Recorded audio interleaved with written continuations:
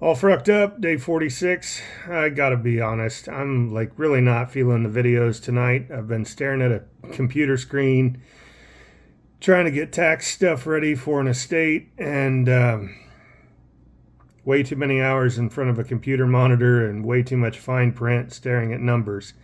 Um, but here I am, getting the videos done, so something relevant to share. Mindset's so important. Mindset is so important on this, whatever dietary approach we take. We have to have a strong why. Why are we doing it? And hopefully that's not fear-based. I mean, if someone's going to be driven by fear to take action, well, that's better than not taking action at all. But, that's like the worst of the human emotions. That's a driving force that, could be replaced with something of a more positive nature. Whether they're around for their kids, their family, their own health, regardless, whatever it is. But, at the end of the day, I'd take fear-based motivation over someone not even putting in the work. And when it comes to putting in the work, the worst off are the people that are like bedridden because of weight issues. Maybe other issues too, but here we're talking about fat. So, if we can come up with a dietary intervention that works for the worst, most severe cases of mobility impaired, overweight, and obese humans, then that's a dietary approach that anyone can implement. And then the people that are more able-bodied, the people that aren't mobility impaired, they can also throw in some level of activity, whether it's walking, whether it's, running. There's all kinds of opinions on what the best exercise is and what the opportunity costs are and the wear and tear on the body and so on. But what I'm getting at here is the mindset component of it is so important. To believe in yourself, believe you're worthwhile, believe it's important for you to actually take steps to achieve your most optimal health. Understand that there is probably an ideal diet for you to be on, and whatever appeals to you, whether it's calorie counting, whatever it is, like do that, try it out. Because even though in retrospect, I think that going low carb and doing prolonged fasting was a mistake, in the overall grand picture, grand scheme of my life, I don't think that it did me any favors, except for 121 pounds of weight loss. So, I recovered my self-esteem. I liked the mirror feedback. I was happy in my body for the first time in a long time. And, it only took me about 9 years to finally drift away from that ideal, slowly by degrees, but yeah, 2025 has been the worst year for weight gain for me. Yeah. But the point of this video is to help people that are on the sugar diet, and I do believe that a low-fat, high-carb approach is the way to go. Having pretty much done all the other approaches except for carnivore, I never got into the whole primal thing. And I understand that, the Liver King was inspired by Mark's Daily Apple, Mark Sisson. And Mark Sisson was a part of my journey too, logging onto his website, looking at all the articles.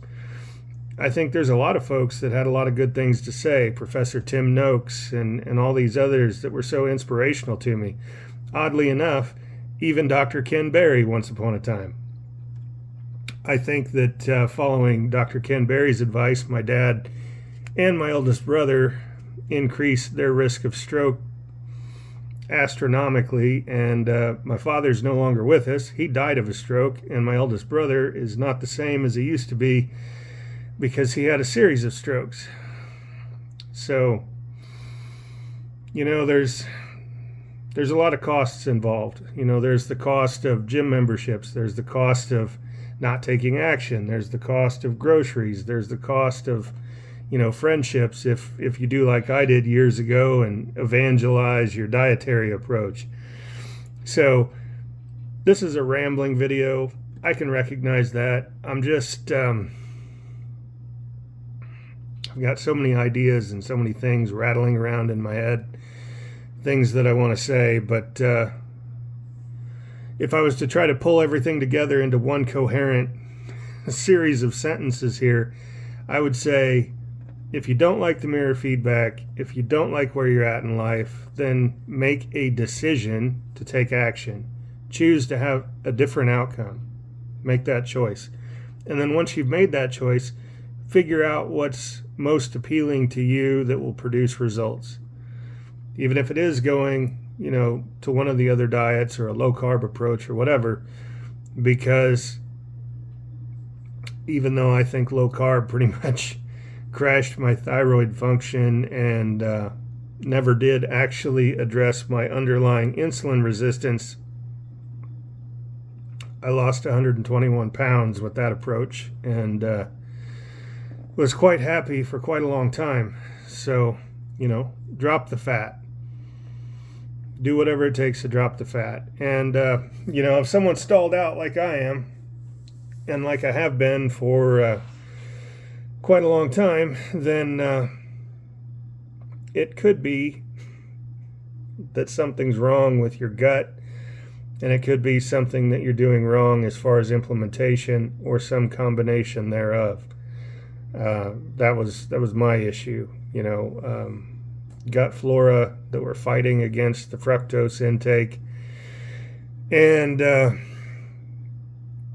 improper implementation of the sugar diet, way too much starch, potentially too high of a quantity, followed by too little food. I'm making all the mistakes so you folks don't have to. But you'll just have to, well, you won't have to, but please forgive the day 46 videos. It's been a long day and I'm just spent. So if there's one or two things you pull out of this video, that's a win. But now that it seems like my fructose intolerance is something that has been lessened, I'm more tolerant of fructose now. I'm going to ramp up the sucrose, ramp up the fruit, and get out of this stall that I'm in. So I hope you had a great day, and I hope you're enjoying your evening. See ya.